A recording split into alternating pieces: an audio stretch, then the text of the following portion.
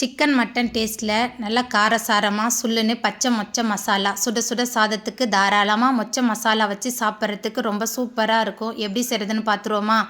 அடுப்பில் கடாயை வச்சு 4 டேபிள் ஸ்பூன் எண்ணெய் சேர்த்துருக்கேன். எண்ணெய் சூடான பிறகு 1 டேபிள் ஸ்பூன் கடுகு சேர்த்து பொரிஞ்சதுக்கப்புறமா பொடியான இருக்குன 25 சின்ன வெங்காயம், பொடியான இருக்குன 2 தக்காளி சேர்த்துட்டு நல்லா வதக்கிடலாம். வதங்கி வந்த பிறகு 1.5 டேபிள் ஸ்பூன் இஞ்சி பூண்டு விழுது சேர்த்துட்டு இஞ்சி பூண்டோட பச்சை வாசனை போகிற அளவுக்கு வதக்கிடலாம்.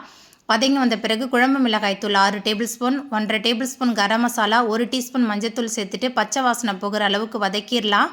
வதங்கி வந்த பிறகு சுத்தம் பண்ணி வச்சுருக்கிற பச்சை மொச்சை கூடவே பச்சை மொச்சைக்கு தேவையான அளவுக்கு கல்லுப்பு சேர்த்துட்டு கொஞ்சம் நேரம் நல்லா வதக்கி விடலாம். பச்சை மொச்சை மசாலாத்தூள் ரெண்டுமே சேர்ந்து நல்லா கலந்து வதங்கின பிறகு பச்சை மொச்சக்காய் வேகிறதுக்கு தேவையான அளவுக்கு தண்ணி சேர்த்து நல்லா கலந்துட்டு வேக விடலாம். மொச்சக்காய் நல்லா வெந்து வந்ததுக்கப்புறமா அரைச்சி வச்சுருந்த தேங்காய், சோம்பு விழுது சேர்த்து கொதி வந்த பிறகு மேலால் பொடியான இருக்கிற கருவேப்பிலை, மல்லித்தலை சேர்த்துட்டு நல்லா கலந்துட்டு நல்லா சுட சுட சாயத்தோட பரிமாறுறதுக்கு இந்த பச்சை மொச்சக்காய் மசாலா ரொம்ப சூப்பராக இருக்கும். ட்ரை பண்ணி பாருங்கள்.